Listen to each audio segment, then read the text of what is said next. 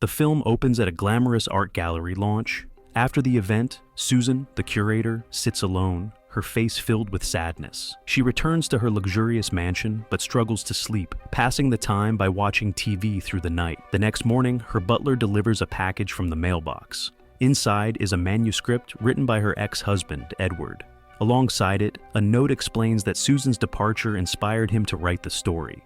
He asks her to read it before its spring release and mentions that he's currently in Los Angeles, hoping they might reconnect. The title of the book, Nocturnal Animals. Later, her current husband, Hutton, arrives home. Susan confronts him about skipping the gallery event. Hutton apologizes, saying he would have missed his dinner meeting if he had stopped by. Susan points out that even 15 minutes would have meant something. She then asks why he didn't sleep beside her. Hutton claims he didn't want to wake her, though Susan replies she hadn't slept at all. She suggests a quiet weekend getaway, just the two of them, but Hutton declines, saying he has to head back to the office and then fly to New York. Confused, Susan reminds him he just came from there. He insists the business deal he's working on requires his presence.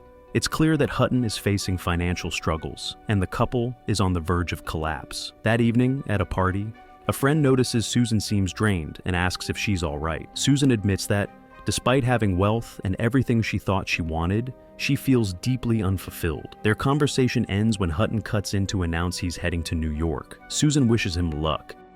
She knows how badly he needs this deal to succeed. Later that night, she takes sleeping pills and begins reading Edward's novel, which he dedicated to her. The story begins on a deserted highway in West Texas. Tony, the father, is driving, with his wife Laura beside him and their daughter India in the back seat. India complains about losing cell service, but Tony says that's what he loves about the area. No phones, no people. Suddenly, they encounter two slow-moving cars blocking the road. After Tony honks, one vehicle lets them pass. But not long after, those same cars speed up and aggressively tail them. One crashes into the back of their car. Forced off the road, Tony and his family are surrounded. A man named Ray accuses Tony of damaging their car. Tony suggests calling the police, but the men claim Tony's tire is flat and he can't drive. Ray pretends to help, offering to fix the tire. With no options, Tony opens the trunk. Ray insists Laura and India get out to assist. Though terrified, they comply. As Ray starts making lewd remarks toward India, Tony tries to step in, but gets punched. Once the tire's replaced, Laura and India rush into the car, calling Tony to follow. But before he can reach them, Ray and another man jump inside and drive off with the women. Tony is left behind, powerless, watching his wife and daughter disappear into the night. Shocked, Susan slams the book shut, gasping from the tension. She calls Hutton, who's at a hotel, with another woman on his arm. She asks why he didn't call after landing. Hutton replies he didn't want to wake her. As they speak, the elevator operator announces 31st floor. That's not their usual room. Hutton explains their regular suite was unavailable. Realizing the truth, Susan calmly tells him to take care and hangs up. Returning to the novel, Tony is now with another man named Lou, who forces him to drive. Desperate, Tony scans the roadside, hoping for a glimpse of his family. He spots their abandoned car near a trailer, but it's empty. Lou assures him Ray wouldn't harm them. Then, he forces Tony into a desolate area, drags him out, and leaves him alone. Tony wanders until morning, eventually finding a house where he calls the police. Later, Lieutenant Bobbi, a local officer, joins him. As they retrace Tony's steps, Bobbi questions why he didn't fight back, noting the men weren't armed. Eventually, they come upon a chilling scene. Tony's wife and daughter, naked and lifeless, on a red couch deep in the wilderness. Susan gasps, tears streaming down her face, shaken by the horror. She sets the book aside and begins reflecting on the past. She recalls a time when she ran into Edward in New York. In the memory, Edward resembles Tony, but without the beard. Both Susan and Edward are originally from Texas. At the time, Edward was in the city interviewing for a scholarship. Susan was in grad school at the same university. They had dinner, where Edward revealed she was his first crush. When he mentioned her mother's eyes, Susan grew upset. Edward asked why she gave up on art, and Susan admitted she'd grown cynical. He told her she was selling herself short. She smiled, invited him back to her apartment, and confessed he had also been her first crush. Back in the novel, Officer Bobbi updates Tony. They've learned how Laura and India died. Laura had a fractured skull. India had a broken arm and died from suffocation. Both were sexually assaulted. Fingerprints found on a nearby trailer match their DNA. Police are working to identify the trailer's owner. Meanwhile, Susan remembers a dinner with her mother. Her mother disapproved of Edward, calling him weak and beneath them. Susan defended him, but her mother warned she'd regret choosing Edward, claiming they were more alike than Susan thought. Susan denied it. Her mother simply said, "Just wait." Overcome by Edward's story, Susan writes him an email. She says his novel affected her deeply, and she wants to see him again. 3 men attempted to rob a supermarket. 1 fled the scene, another was caught, and the 3rd was shot dead. The man who died was Turk. Bobbi asks Tony to come down to the station to identify the man they captured. When Tony arrives, he instantly recognizes him. It's Lou, the man who left him stranded in the desert. Lou denies knowing Tony. Bobbi questions him about Ray and Turk, but Lou claims he's never heard of them. With Tony's statement and the fingerprints found at the scene, Bobbi orders Lou into custody. He tells Tony they'll charge Lou with murder, and adds that he's convinced Ray was the 3rd man who got away. He vows to track him down. Meanwhile, Susan sits distracted in her office. Her assistant reminds her of an upcoming meeting, and, noticing Susan's lack of focus, asks if she didn't sleep again. Susan responds that she never really sleeps, something her ex-husband used to tease her about, calling her a nocturnal animal. She reflects on how odd it is that Edward sent her such a dark and violent manuscript, even naming it Nocturnal Animals, a nickname he once used lovingly. The assistant asks if she ever loved him. Susan admits she did,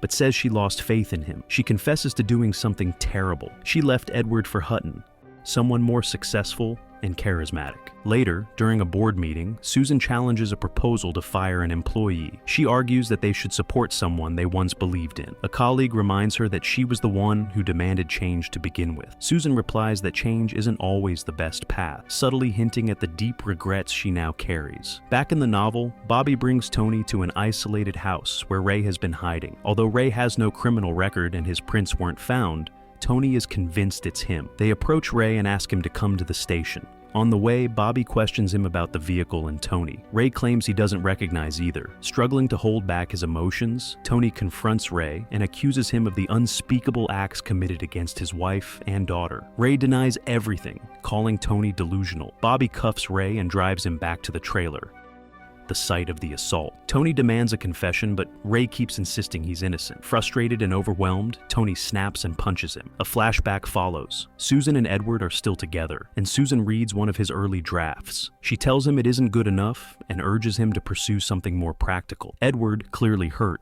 says she's starting to sound like her mother. The disagreement turns into a serious fight. Later, at school, Susan meets Hutton, the man she would eventually leave Edward for. Back in the novel, Bobbi calls Tony with disappointing news. Ray has been released due to lack of solid evidence. They meet at a diner where Bobbi shares something personal. He's been diagnosed with terminal lung cancer. Doctors say he has only a year left. Though pressured to retire, Bobbi refuses to walk away from this case.